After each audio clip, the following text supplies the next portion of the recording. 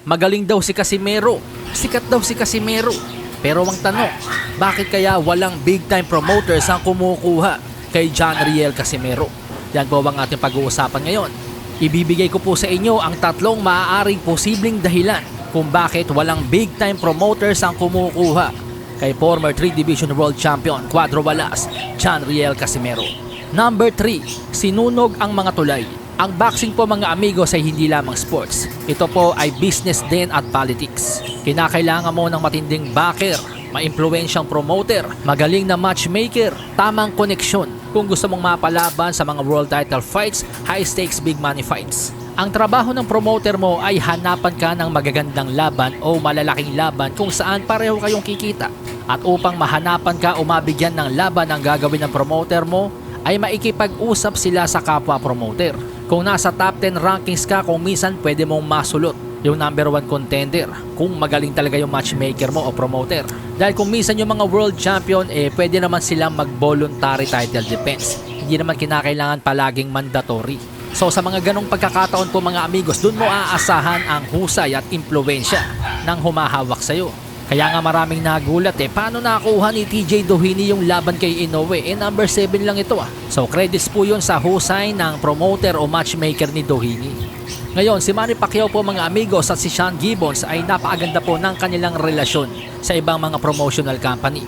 Sa PBC, sa Top Rank, sa Matchroom. Ibig sabihin po mga amigos, sa paikipag-negosasyon sa mga big time promotional company tulad ng aking mga nabanggit, hindi po magiging mahirap para kay Pacquiao at kay Gibbons na maipagnegosasyon. Dahil may mutual understanding na sila, may history na sila, marami na silang pinagsamahang mga laban kung saan kumita sila pare-pareho.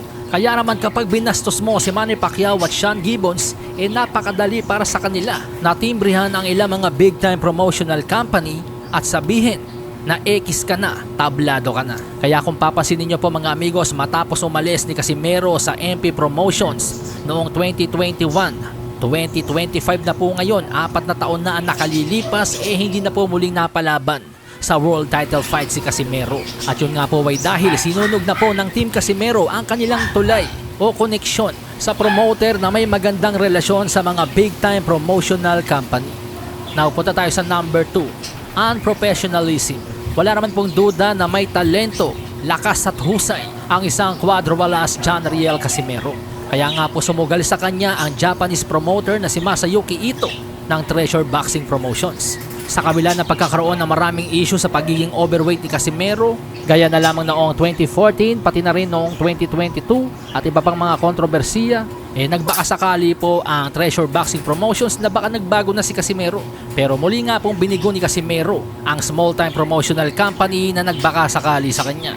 Kaya naman matapos mag-overweight laban kay Saul Sanchez noong nakaraang taon ng Oktubre, ay hindi na nga po ni-renew ni Masayuki Ito ang kontrata ni Casimero. At magpasa hanggang ngayon, 7 buwan na ang nakalilipas, mapa small time o big time promoter, wala na nga pong kumukuha kay Casimero dahil sa kanyang pagiging unprofessional.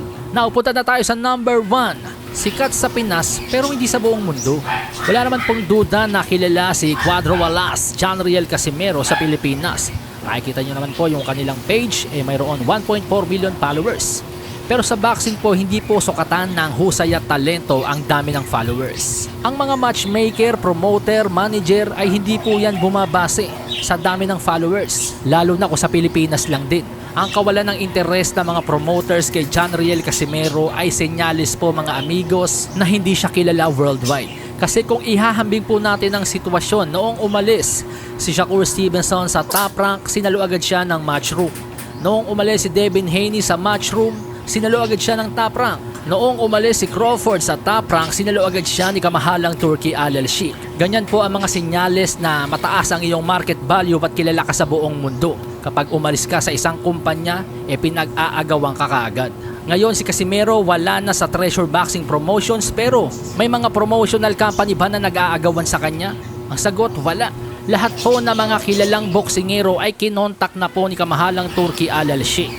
Ryan Garcia, Canelo Alvarez, Teofimo Lopez, Naoya Inoue. Halos lahat ng mga sikat at magagaling na boksingero ay pinapirma na po ni Turki para mag-participate sa kanyang Riyadh season. Pero narinig nyo po bang kinontak ni kamahalang Turki Al Sheikh si John Riel Casimero? Ang sagot, hindi.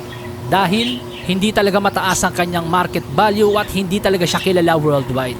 Dahil kung totoong napakasikat ni Casimero sa buong mundo at napakagaling ni Casimero lumaban, imposible pong hindi siya mapansin ni kamahalang Turki Al-Alshi. At kahit bumisita po kayo sa mga international boxing websites, wala po doon na mga nagbabalita tungkol kay Casimero.